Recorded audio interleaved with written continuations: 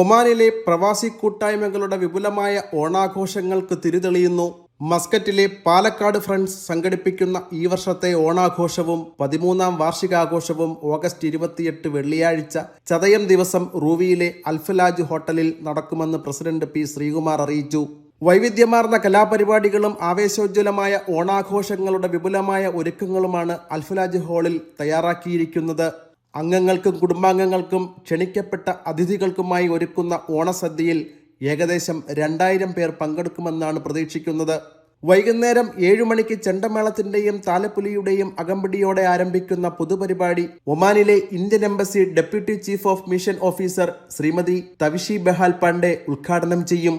ഈ വർഷത്തെ പാലക്കാട് ഫ്രണ്ട്സ് സാംസ്കാരിക പുരസ്കാരം യുവ സംഗീത സംവിധായകനും പിന്നണി ഗായകനുമായ പാലക്കാട് സ്വദേശി രഞ്ജിൻ രാജിന് പ്രസിഡന്റ് പി ശ്രീകുമാർ ചടങ്ങിൽ വെച്ച് സമ്മാനിക്കും. കഴിഞ്ഞ SSLC +2 പരീക്ഷകളിൽ ഉന്നത വിജയം നേടിയ കൂട്ടായ്മയിലെ അംഗങ്ങളുടെ മക്കൾക്കുള്ള പുരസ്കാരങ്ങളും ചടങ്ങിൽ വിതരണം ചെയ്യും. വെള്ളിയാഴ്ച രാവിലെ 10 മണി മുതൽ രാത്രി 10 മണി വരെ പാലക്കാട് ഫ്രണ്ട്സിന്റെ 13ാം വാർഷികവും ഓണവും ഇതേ ഹാളിൽ വെച്ച് അരങ്ങേറുകയാണ്. അതിന്റെ റിഹേഴ്സലാണ് ഇപ്പോൾ ഇവിടെ നടന്നുകൊണ്ടിരിക്കുന്നത്.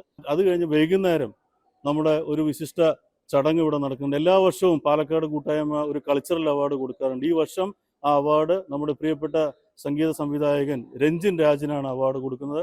അദ്ദേഹത്തോടൊപ്പം തന്നെ ആ പരിപാടികളിലേക്ക് നമ്മുടെ സിത്താര കൃഷ്ണകുമാർ ആൻഡ് ടീം ഇവിടെ എത്തിച്ചേരുന്നുണ്ട്. അവരുടെ ഒരു 2.5 മണിക്കൂർ നീണ്ടു നിൽക്കുന്ന ഗംഭീര പരിപാടി, അതുപോലെ നമ്മുടെ 100ഓളം അംഗങ്ങൾ അവതരിപ്പിക്കുന്ന തിരുവാതിരയും സിനിമാറ്റിക് ഡാൻസും മറ്റ് സ്പെഷ്യൽ ഓപ്പണിംഗ് ഡാൻസും എല്ലാം ഈ വേദിയിൽ വെച്ച് അരങ്ങേറുന്നതാണ്.